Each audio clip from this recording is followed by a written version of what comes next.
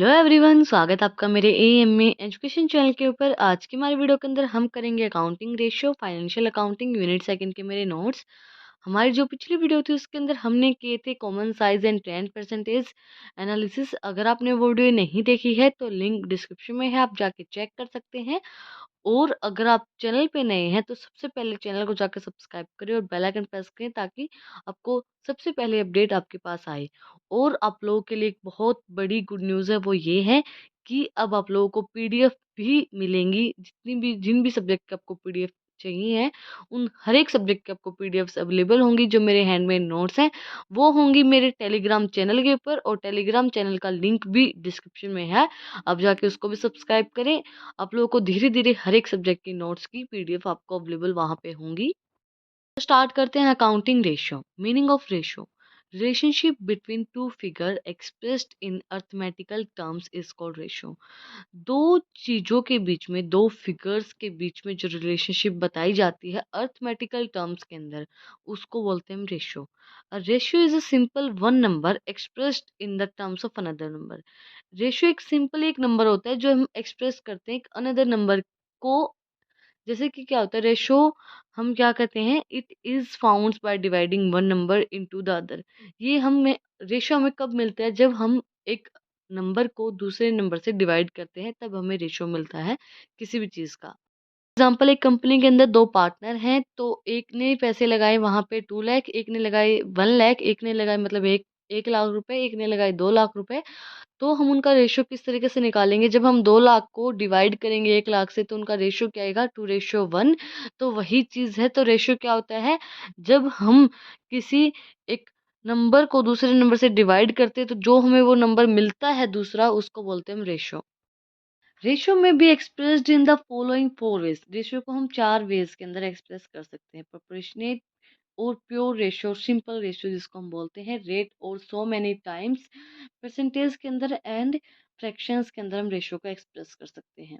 Next हमारा topic है advantages और यूजेस ऑफ अकाउंटिंग रेशियो। क्या एडवांटेजेस रहेंगे, क्या यूजेस रहेंगे अकाउंटिंग रेशियो के। फर्स्ट हमारा helpful in analyse of financial statement. Ratio जो होता है वो हमें फाइनेंशियल स्टेटमेंट को एनालाइज करने में हेल्प करता है। Ratio analysis is an extremely usually device for analyzing the financial statement. It helps the banker, trade payables, investor, shareholder, etc. जैसे कि जो शेयर होल्डर होते हैं उनको पता चल जाता है कि आपका जो दूसरा शेयर होल्डर है वो कितना आपके प्रॉफिट के अंदर से लेगा। तो वही रेशियो के अंदर हम डिवाइड करते हैं। जैसे हमने पार्टनरशिप के अंदर पढ़ा था 12th क्लास के अंदर कि हम पार्टनर के रेशियो के अकॉर्डिंगली उनके प्रॉफिट को डिवाइड करते हैं। तो वही चीज़ है कि हमारी जो भी फाइनेंशियल स्टेटमेंट होती है उसको एनालाइज करने में हेल्प करता है रेशियो। सेकंड हमारा है simplifying of accounting data. Accounting data को सिंप्लीफाई करना। Accounting ratio simplifies and summarize a long array of accounting and makes them understandable. It disclose the relationship between two such figures which have a cause and effective relationship with each other. Accounting ratio में ये बताता है कि किन figures के बीच में close relationship है, disclose करता है उनकी रिलेशनशिप को, दो फिगर्स के बीच में जो रिलेशनशिप होती है उसको। Helpful in comparative study. जो हमारी अकाउंटिंग रेशो होता है वो कंपैरेटिव जब हम स्टडी करते हैं, जैसे हमारे पास 3-4 पार्टनर हैं, 3 पार्टनर 4 पार्टनर हैं, तो उनकी जब हम स्टडी करते हैं तो अकाउंटिंग रेशो उसमें हमें हेल्प करता है। इजीली हमें चीज़ों को अंडरस्टैंडेबल हो जाता है, अंडरस्टैंड हम उसको कर पाते हैं। With the help of ratio analysis comparison of profitability, जब हम प्रॉफिट को कंपेयर करते हैं तो वो बहुत ज़्यादा इजीली हो पाएगा उसके अंदर। And financial soundness can be made between one firm and another in the same industry. जब सेम इंडस्ट्री के अंदर हम कंपेयर करके देखेंगे कि वो इसका प्रॉफिट कितना है, उसका प्रॉफिट कितना है, तो वो अकाउंटिंग रेशो के अकॉर्डिंगली हम उसको कंपेयर कर सकते हैं, वो इजी हो जाएगा उसके अंदर। फोर्थ हमारा है helpful in locations the weak spots of the business. Current year ratios are compared with those of the previous year and it some weeks ups are the located remediable measures and taken in the correct them। हमें help करता है week sports business के लिए। जो भी हमारे week sport business होते हैं, लोकेटेड होते हैं, उनको करेक्टली मेजर करने के लिए हेल्प करता है accounting ratio. And help in forecastings, forecasting के अंदर हेल्प करता है। Accounting ratios are helpful in forecasting and preparing the plans for the future. Accounting ratio जो है वो हमें प्रॉफिटेबिलिटी बताता है। तो जो भी हमारे फ्यूचर के अंदर प्लान होते हैं उनको डिसीजन लेने में, उनका डिसीजन लेने में, प्रिपेयर करने में उसके अंदर हमें हेल्प करता है accounting ratio. Estimate about the trend of the business, हमें एस्टिमेट लगाने में कि हमारा कितना, मतलब जो हमारा ट्रेंड है, जैसे कि ट्रेंड हमें रिवील करता है कि हमारा कॉस्ट कितना है, रेवेन्यू कितना है, प्रॉफिट कितना है। जब हम नंबर ऑफ ईयर को कंपेयर करके देखते हैं तो वो सब चीज़ें हमें एस्टिमेट लगाने में ये हमारी हेल्प करता है accounting ratio. If accounting ratios are prepared for number of years they will be reveal the trend of the cost, revenue and operations, profit and other important facts. जो भी हमारे इम्पोर्टेंट फैक्ट होते हैं उनको reveal करने में help करता है। जब हम देखो पिछले साल का हमने देखा, उससे पिछले साल का हम कंपेयर करके देखते हैं, उससे पिछले साल का हम कंपेयर करके देखते हैं, तो हमें पता चलता है कि हमारी आगे मतलब क्या हो सकता है, कितना हमारा प्रॉफिट होगा, कितना रेवेन्यू होगा, उसका हम अंदाजा पहले ही लगा लेते हैं। सेवंथ हमारा पॉइंट है effective control. Ratio analysis disclose the liquidity, solvency and profitability of the business. जो हमारा रेशियो एनालिसिस है, जब हम रेशियो को एनालाइज करके देखते हैं कि भाई पिछले साल का इतना था, उससे पिछले साल का इतना था, तो वो हमें बताता है कि आपके बिजनेस के अंदर लिक्विडिटी कितनी है, मतलब कैश कितना है, और सोल्वेंसी मतलब आप, मतलब ये तो नहीं है कि आपको आपका बिजनेस बंद करना पड़ जाएगा, या फिर आपका प्रॉफिटेबिलिटी कितना है, वो चीज़ हमें रेशियो एनालिसिस से पता चल जाती है। नेक्स्ट हमारा स्टडी ऑफ फाइनेंशियल साउंडनेस। जो हमारी फाइनेंशियल साउंडनेस होती है उसके बारे में हम स्टडी करने में हेल्प करता है। Ratio analysis disclose the position of the business, the different view point. जो हमारा डिफरेंट व्यू पॉइंट होता है उसके अकॉर्डिंगली हमें रेशियो एनालिसिस अपनी फाइनेंशियल पोजीशन को दिखाता है। मतलब हमें रेशियोज के अंदर, दो नंबर के टर्म्स के अंदर हमें अपनी फाइनेंशियल पोजीशन को पता चल जाता है कि हमारी फाइनेंशियल पोजीशन अभी क्या चल रही है। नेक्स्ट टॉपिक है हमारा limitations of accounting ratio. First है false accounting data gives false ratio. जब हमारे पास अकाउंटिंग डाटा ही गलत होगा तो वो हमें अकाउंटिंग रेशियो भी गलत शो करेगा। कई बार क्या होता है कि हमारे पास डाटा ही गलत आता है तो हम आगे भी उसी डाटा को फॉरवर्ड कर देते हैं, तो वो चीज़ गलत हो जाती है। जैसे कई बार क्या होता है कि हमारे पास कई मैसेज आते हैं व्हाट्सएप के ऊपर या किसी और ऐप के ऊपर, तो उसके हमें बिना देखे ही हम उस चीज़ को फॉरवर्ड कर देते हैं कि इसका और क्या मतलब हो सकता है। तो वही चीज़ है, अगर हमारे पास गलत इन्फॉर्मेशन आएगी तो हम गलत ही उस चीज़ का रेशियो निकालेंगे।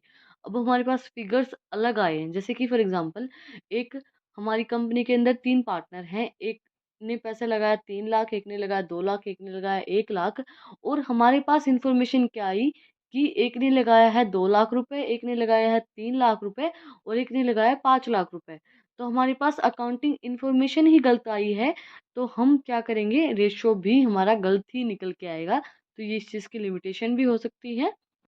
Accounting ratios are calculated on the basis of data given in the profit and loss statement and balance sheet।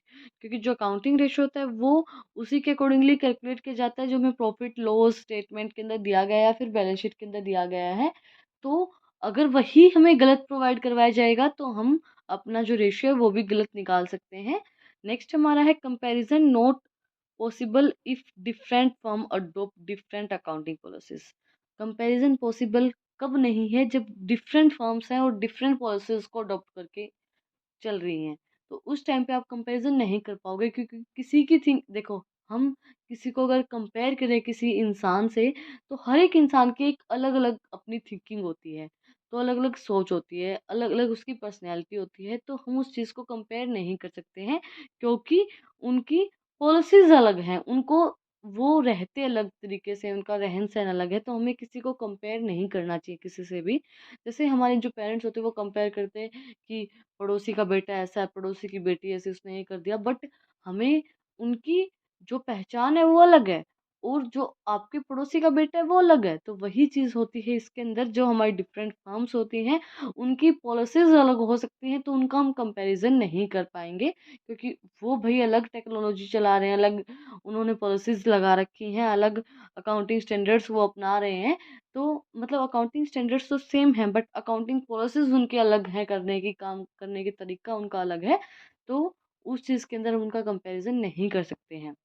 There में भी different accounting policy adopt by the different firms with regards to providing depreciation, creation of provisions for doubtful debts, method of valuation of closing inventory, etc.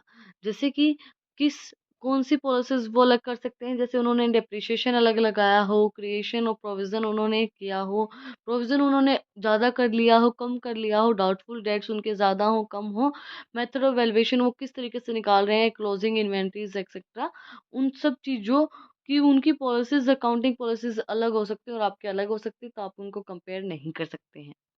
Ratio analysis become less effective due to price level change. Price level over the year goes on changing, therefore the ratio of various years can't be compared. देखो price अगर बार बार change हो रहा है, बढ़ रहा है, घट रहा है, तो अगर हमारी प्राइस बढ़ रहा है, घट रहा है, चेंज हो रहा है, ज़्यादा हो रहा है, कम हो रहा है, तो हम पिछले साल का कैसे कंपेयर कर लेंगे? पिछले साल मान लो बढ़ा ही नहीं या घटा ही नहीं या फिर ज़्यादा घट गया और उससे पिछले साल ज़्यादा बढ़ गया, तो जो उस टाइम पे जिस टाइम पे आपका प्राइस लेवल चेंज हो रहा है, तो उस टाइम पे भी आप रेशियो को एनालाइज़ नहीं कर सकते हो, उनको कंपेयर करके नहीं देख सकते दूसरे सालों से। Limited use of a single ratio. The analysis should not merely rely on a single ratio. He should study several connected ratios before reaching conclusions. Limited use करते हैं हम, एक जो कोई भी सिंगल रेशो है उसका हम लिमिटेड यूज़ कर सकते हैं, ऐसा नहीं है कि हम उसको हर जगह यूज़ कर लेंगे उस रेशियो को। Window dressing. Some companies, in orders to cover up their bad financial position, restores the window dressing, showing a better position than the one which really exists. कई बार क्या होता है कि हम विंडो ड्रेसिंग करते हैं, मतलब हम अपनी फेक पोजीशन दिखाते हैं कि हमारी पोजीशन बहुत अच्छी चल रही है, बहुत अच्छी हमारी कंडीशन है और हमारी जो कंडीशन होती है वो अच्छी नहीं होती है। तो उस टाइम पे अगर आप रेशो को कंपेयर करके देखोगे तो आपका जो रेशो है वो भी गलत ही आएगा। Lack of proper standards. Circumstances differ from firms to firms, hence no single standards ratio can be fixed for all firms against which the actual ratio may be compared. बहुत से सर्कमस्टांसेस, अलग अलग फर्म के अलग अलग circumstances होते हैं, तो उस टाइम पे हम अपने एक फिक्स नहीं कर सकते हैं कि इसका सर्कमस्टांसेस कैसी इसकी कंडीशन चल रही है, तो उस टाइम पे हम उन चीज़ों को एक्चुअली उस रेशो को हम कंपेयर नहीं करके देख सकते हैं। पॉइंट हमारा इग्नोर्स क्वालिटेटिव मेजर। जो रेशियो एनालिसिस है वो क्वालिटेटिव मेजर्स को इग्नोर करता है। देखो रेशियो एनालिसिस के अंदर हम क्वांटिटेटिव मेजर तो पढ़ लेते हैं कि कितनी क्वांटिटी के अंदर कितनी चीज़ आई है, कितना हमारा पैसा गया है, कितना आया है, बट जो क्वालिटी है, क्वालिटेटिव जो मेजर होता है उसको वो इग्नोर कर देता है। Ratio analysis is a quantitative measures for performance of a business. It ignores the qualitative factors which are always essential for interpreting. वो भी बहुत ज़्यादा ज़रूरी होते हैं, इसलिए वो उसको इग्नोर कर देता है। तो ये इसकी क्या हो गई, डिसएडवांटेजेस हो गई या फिर लिमिटेशन हो गई। Ratio alone are not adequate for proper conclusion. Ratio derived from analysis of a statement are not sure indicators of good or bad financial position and profitability of a firm.